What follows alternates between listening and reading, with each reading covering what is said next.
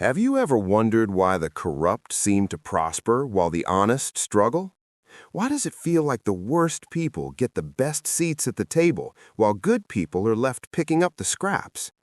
Since childhood, we've been spoon-fed a comforting lie. Good things happen to good people. Bad things happen to bad people.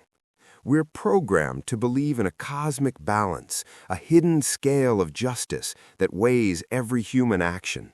We think if we play by the rules, the universe will reward us. If we deviate, karma will punish us. But here is the nauseating truth.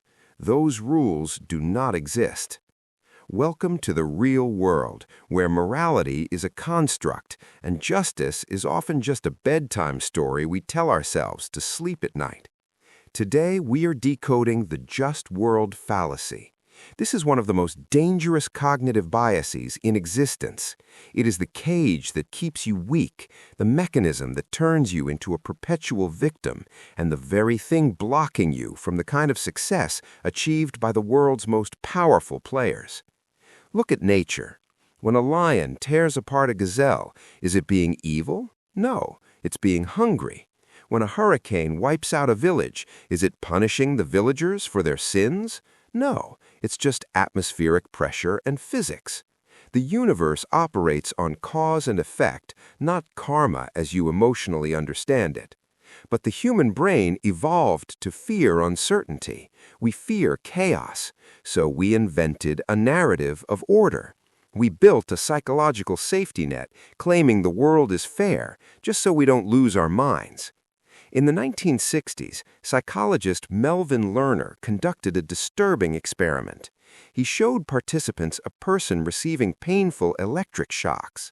As the shocks continued and the observers realized they couldn't stop it, something strange happened. Instead of feeling empathy, they started to blame the victim. They rationalized, he must have done something to deserve this. This is your brain trying to protect your worldview. Because if an innocent person can suffer without reason, it means you could be next, and that is a terror the brain refuses to accept. Clinging to the belief that the world should be fair is a poison you swallow every morning. It makes you expect outcomes that will never arrive.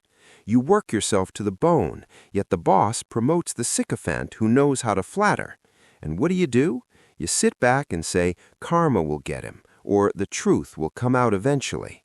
Let me ask you directly, how long are you going to wait? Until lightning strikes him down?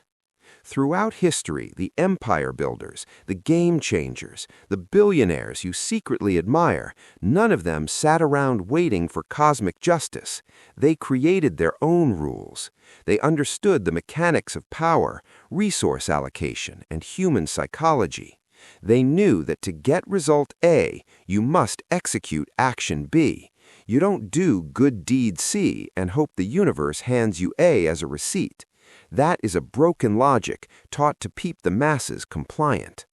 The danger of the just world hypothesis isn't just that it makes you naive, it blinds you to threats.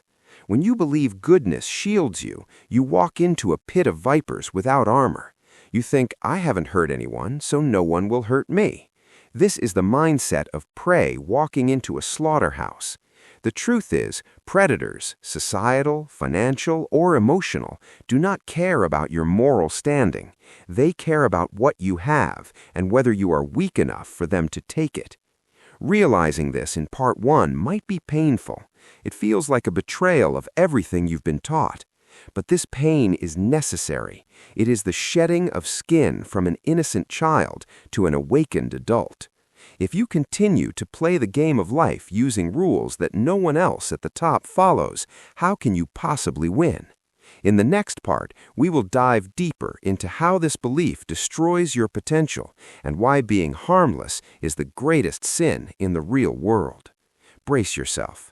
What you hear next might change how you see your own reflection forever.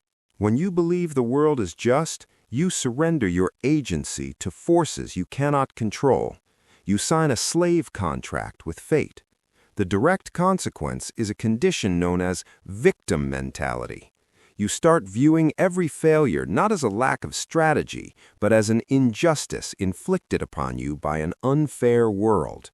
Think about it. You see a wealthy person behaving badly, and you immediately say, money changes people, or they're rich but miserable.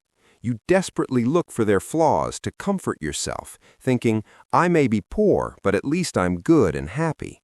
This is a pathetic defense mechanism. It's you forfeiting the competition and building a fake trophy for yourself in a fantasy land. This mindset doesn't improve your life. It makes you content with stagnation, providing a noble-sounding excuse for your lack of progress. In behavioral psychology, the just world belief also turns you into a harsh judge of others, victim blaming. Have you ever seen news of someone getting scammed and read comments like they were greedy or they should have been smarter?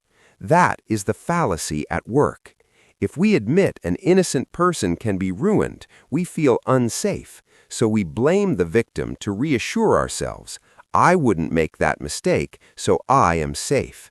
It is selfishness disguised as rationality. Worst of all, it paralyzes you. When you face an unfair obstacle, instead of fighting back or maneuvering around it, you wait. You wait for the system to correct itself. You wait for a referee to blow the whistle. But in real life, there is no referee. In business, in romance, in geopolitics, nobody cares who started it or who followed the rules. The winner is the one who adapts fastest, not the one who holds the moral high ground while losing the war.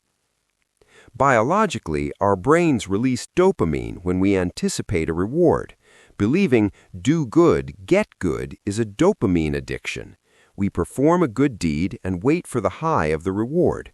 When the world gives us nothing, or worse, punishment, we experience cognitive dissonance. We become stressed, bitter, and resentful.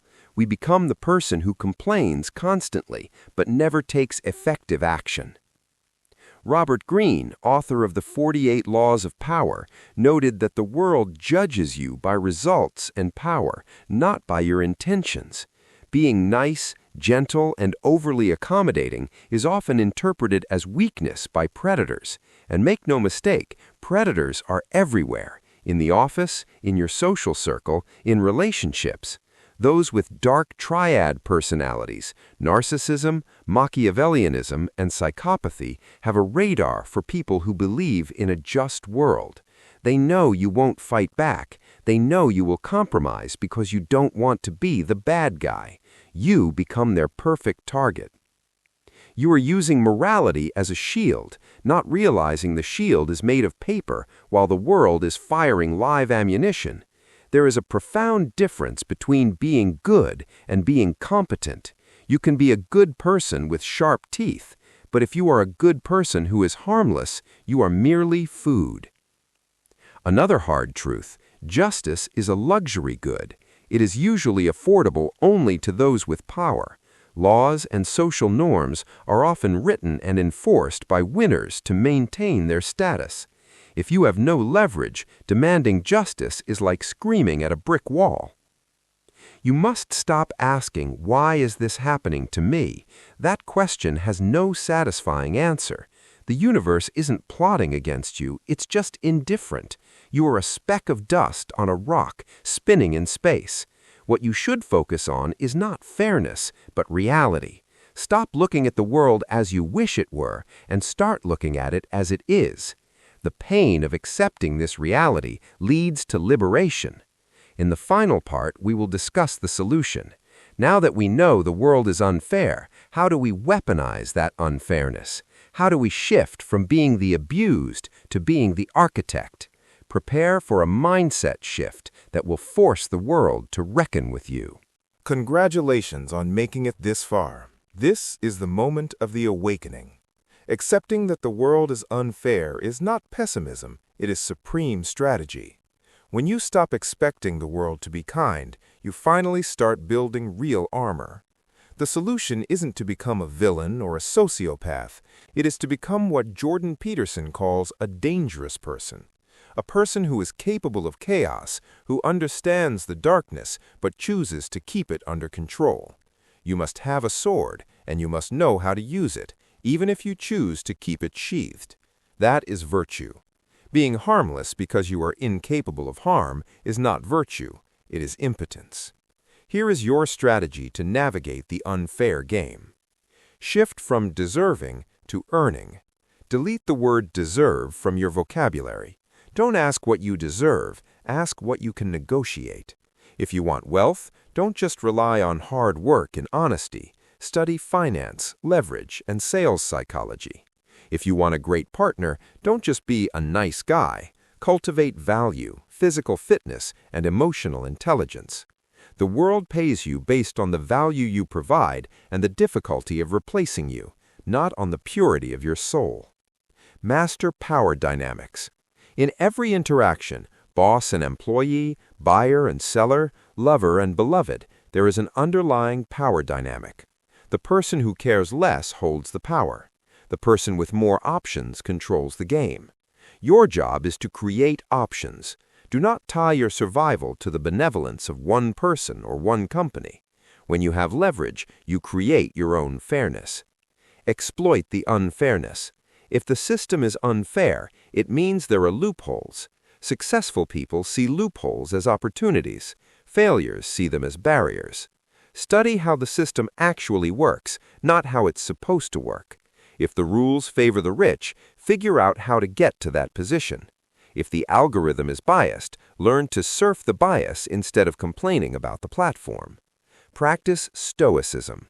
Control what you can, accept what you cannot. You cannot control if someone cheats you. You cannot control a market crash, but you control your reaction. The moment you stop complaining and start problem solving is the moment you take power back from fate. A calm mind in the midst of chaos is the ultimate weapon. Build your own circle of justice. You cannot fix the whole world, but you can enforce order in your micro-universe. In your family, your team, your business, you establish the laws. Reward competence, punish malice, protect your people. This is the duty of a leader. Being strong and disillusioned allows you to actually protect those you love, rather than just praying for their safety. Finally, I leave you with a thought that is harsh but deeply liberating. No one is coming to save you. The knight on the white horse is fiction. You are your own hero. You are the only one who can pull yourself out of the pit of expectation. Realizing the world is unfair is true freedom. It frees you from the waiting room of life. It hands you the keys to the car and says, drive. The road is rough, but it's the only way to the finish line. Stop being the child crying for fairness and become the adult who carves their own path. The world is cruel, yes, but it is also magnificent for those who are strong enough to see it clearly. Welcome to reality.